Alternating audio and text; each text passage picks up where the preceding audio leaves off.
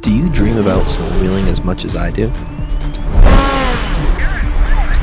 But winter flies by. It goes faster than you think. And the last thing you want to do is spend those precious weeks on a sled that isn't set up for the way you actually ride. Here's the thing. You might not even know what you're missing. Most people don't. Oh shoot! Oh. And I hope this video changes that. Adjust the front track shock, put C&A Pro Skis on, and install Woody studs and carbides. And I've got a few bonus ones too. Things I do that start heading toward my cross-country race setup. I'll share those at the end, and if you want a full breakdown of my race sled build, just let me know in the comments. But first, why these three? I like a sled that is planted on the front end. I do not like a sled that pushes. This setup lets me ride right on the trail confidently, fast, and fun. That's the goal every time. This isn't me pushing product onto you. This is literally the first things that I do to my trail sled. And if you can pull something real out of this, that's the whole point. Let's get into the nitty-gritty details. Starting out with the front track shock. For 90% of trail riding, that is groomed trails and a controlled pace, the stock front track shock preload is too stiff for my riding style. From the factory, they're set up for a wide range of riders and conditions, which sounds good, but for me, it means the sled pushes. I'm turning a lot, but the sled just keeps going straight. I like as much oversteer as I can get when I'm trying to ride right and ride fast at the same time. Here's what I do. With the skid in the sled or out, I back the preload off completely. Then I add just enough preload to keep tension on the spring keeper, which prevents the spring from falling off the shocks. Just too loose, just turn it till you can't really wiggle it anymore. Bring it a little bit more, there we go. All right, right there. Trust me, you don't want to lose one of those. That's it. That shifts the balance of the sled toward the skis and the rear axle. The front end stays planted, it stops pushing, and it steers. For the limiter strap, I keep it in the middle hole of the 3 stock positions on this Arctic Cat Catalyst. I've tried them all. Middle is the sweet spot for how I ride. Now, and this is very important, there is always a trade-off to making changes to suspension. And I've had other people, much smarter than me, tell me this. Anytime you make a change, there's a trade-off somewhere else.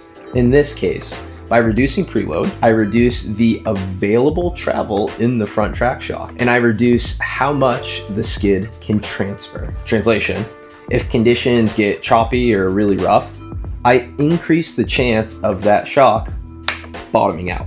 And if I want the sled to feel a little more playful, such as pick the skis up or try to do a wheelie, it's going to stay glued to the ground. So why is this trade-off worth it to me? Because I want to be able to steer while accelerating. That matters more to me than weight transfer or having that available suspension. And like I said, 90% of trail riding is completely groomed, flat. Bottoming out the front track shock rarely happens. One thing before you go and try this, make only one change at a time. Try softening your preload, go for a ride, and note whether you like it or not. If it's better or worse for your riding style and the typical riding conditions in your area. That's it, one variable at a time, and you can always change it back if you don't like it. The thing about upgrading your skis is this, you get a lot of bite for a relatively simple change.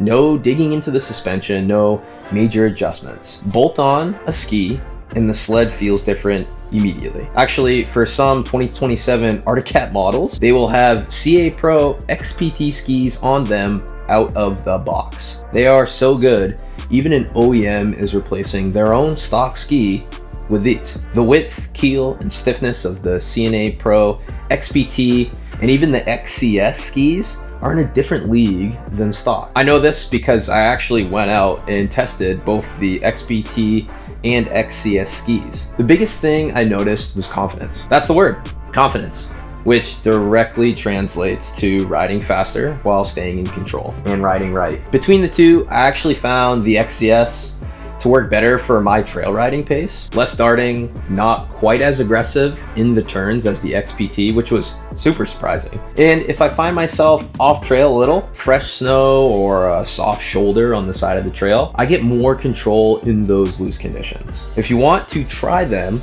I have a discount code, Leach10, you can use at checkout.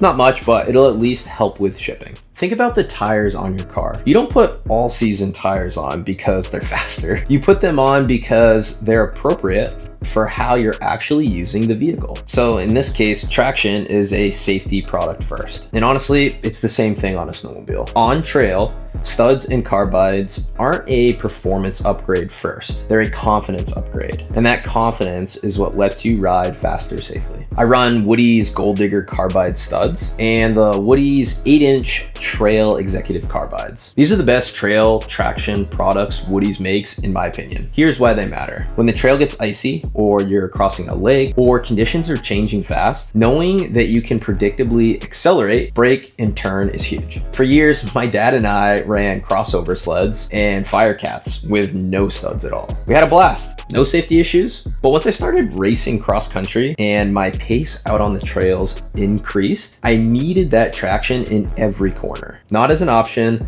but as a baseline. The Gold Digger studs have carbide tips, which is important because when conditions get thin and you're clipping rocks or dirt hidden under the snow, steel studs dull fast. The carbide tip holds up, and the Trail Executive carbides have hard weld on the front and the rear of the carbide, which helps reduce wear from any hidden debris. And why do I go with round bar? Simply put, durability.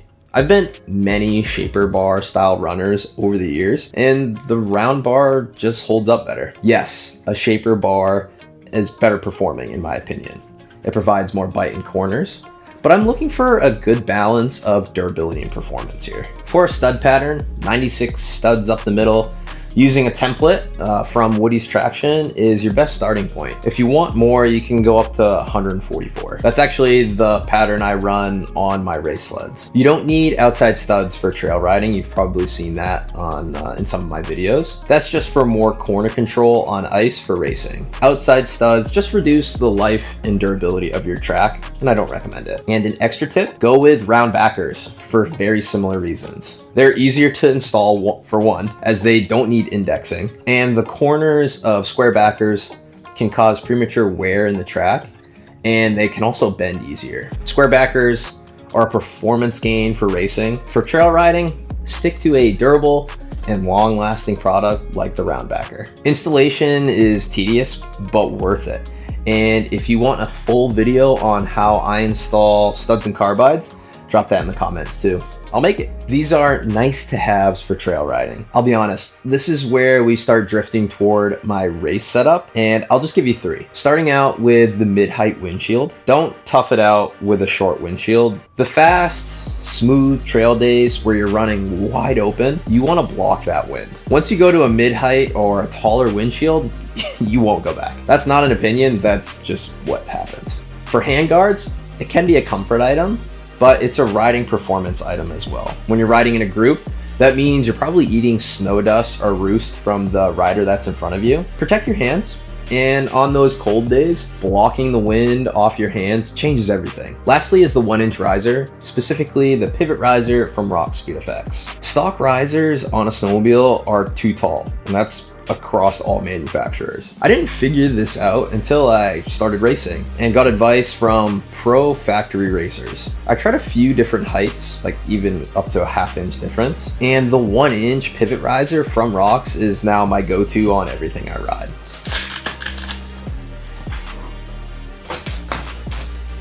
Lower hands equals more leverage on the bars, which then equals less effort to turn, which equals less fatigue, which equals more confidence. This is a personal preference, and it does depend on your height. I'm 5'8", well, I lied, 5'7.5".